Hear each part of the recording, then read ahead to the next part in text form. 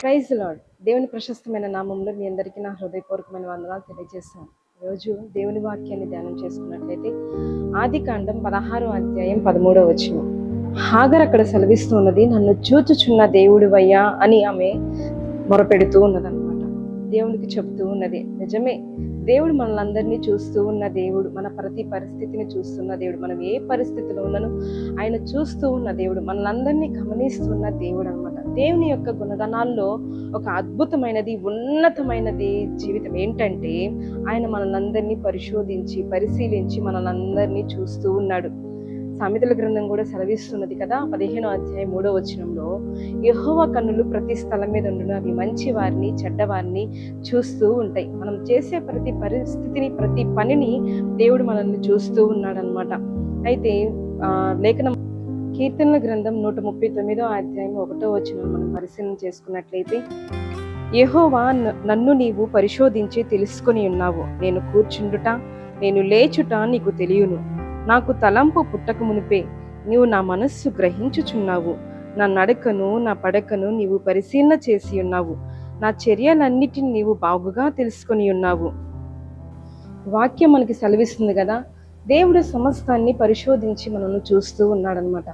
మనం నడుచుట, మనం లేచుట, పండుకొని ఉండుట, కూర్చుండుట సమస్తమును ఆయన ఎరిగి ఉన్న దేవుడు, మనల్ని చూస్తూ ఉన్న దేవుడు. అయితే మనకి లేఖనం సెలవిస్తుంది కదా, జగత్ పునాది వేయబడక మునిపే నేను నిన్ను ఎరిగి ఉన్నాను, నేను నిన్ను ప్రతిష్ఠించుకొని ఉన్నాను అని లేఖనం మనకు సెలవిస్తూ ఉన్నది. దేవుడు మనకు చెప్తూ ఉన్నాడు. అయితే ఈ హాగర్ విషయాన్ని మనం చూసుకున్నట్లయితే, హాగర్ జీవితంలో అందరి చేత వెలివేయబడిన పరిస్థితి, నా అనుకున్న వారందరూ గెంటివేయబడిన పరిస్థితిలో ఆమె అందరిని విడిచిపెట్టి ఒంటరిగా ప్రయాణిస్తూ ఉన్నది. అరణ్య మార్గంలో ఒంటరిగా, ఏ దిక్కు తోచని పరిస్థితిలో, ఏ సహాయము లేక నిస్సహాయురాలై ఎంత బాధ చెందుతూ విరిగిన హృదయంతో, నలిగిన హృదయంతో దేవునికి మొరపెట్టుకుంటూ ఉన్నది. దేవా, నాకు ఏ దిక్కు లేదు ప్రభా, నా అనుకున్న వారందరూ నన్ను వెలివేసి ఉన్నారు, నన్ను గెంటివేసి ఉన్నారు, నా యజమానులు నన్ను గెంటివేసి ఉన్నారు, ఇప్పుడు నాకు ఏంటి పరిస్థితి, నాకు ఏంటి దిక్కు అని ఆమె తన యొక్క జీవితం అంతటిని దేవుని పైన ఆధారపడి తన హృదయంలో ఉన్న బాధ అంతటిని దేవునికి హృదయపూర్వకంగా చెప్పుకుంటూ ఉన్నది.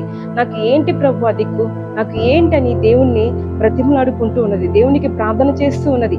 అలాంటి సమయంలో దేవుని పైన ఆమె ఆధారపడి దేవుణ్ణి వేడుకుంటూ ఉన్నట్లుగా మనం చూస్తున్నాం. హాగర్ జీవితంలో దేవుడు ఆమెను దర్శించి, అమ్మా నేను నిన్ను చూస్తూ ఉన్నానని దేవుడు ఆమెకి సెలవిస్తూ ఉన్నాడు. నన్ను చూస్తూ ఉన్న దేవుడు నీవేనయ్యా, యెహోవా ఈరే అని ఆమె చెప్పుచూ ఉన్నది. ఈ రోజున ఆమె యొక్క పరిస్థితిని దేవుడు చూశాడు.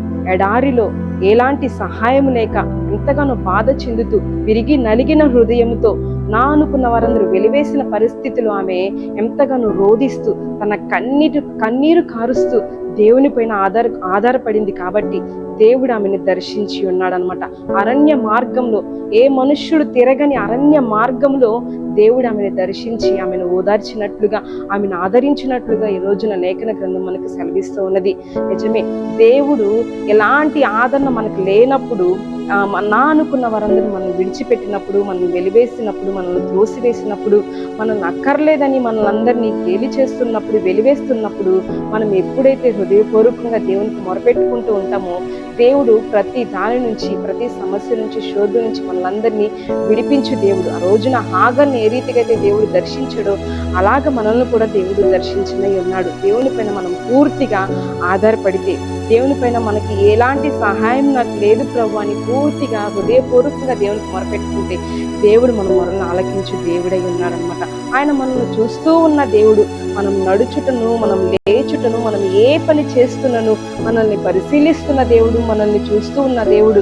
నా అడుగులన్నీ నువ్వు లెక్కించి ఉన్నావు కదా, ఏబు భక్తుడు సెలవిస్తున్న రీతిగా మన అడుగులన్నిటిని ఆయన లెక్కిస్తూ ఉన్నాడనమాట. మనల్ని చూస్తూ, మనల్ని పరిశోధిస్తూ, పరిశీలన చేస్తూ ఉన్నాడు.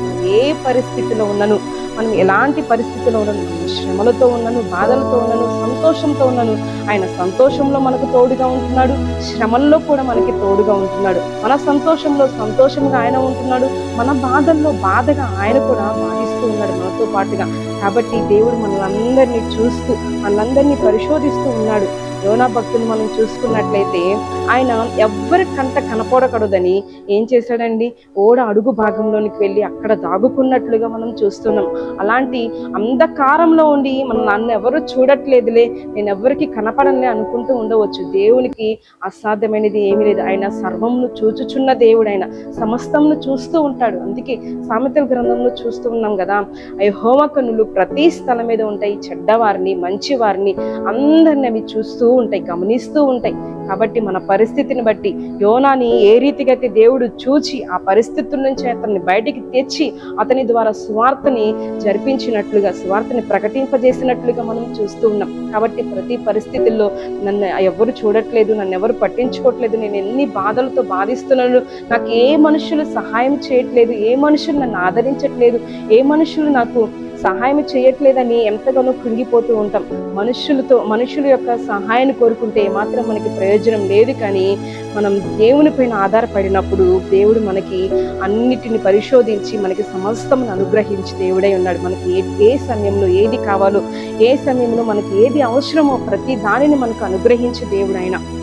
కాబట్టి ఆయన మన సమస్తమును చూస్తూ పరిశీలిస్తూ ఉన్నాడనమాట. మన బాధలన్నిటిని చూస్తున్న దేవుడు. కాబట్టి ప్రతి ఒక్క బాధను కానీ, మీకున్న ప్రతి ఒక్క సమస్యను కానీ, శోధన కానీ దేవుని యొద్ద మీరు చెప్పుకున్నప్పుడు, దేవునితో చెప్తున్నప్పుడు దేవుడు మీకు వాటన్నిటి నుంచి మిమ్మల్ని విడిపించి మిమ్మల్ని సంతోషముగా ఉంచే దేవుడై ఉన్నాడు. ఈ చిన్న మాటలు దేవుడు దీవించి ఆశీర్వదించి మన హృదయంలో ఫలింపచేయును గాక.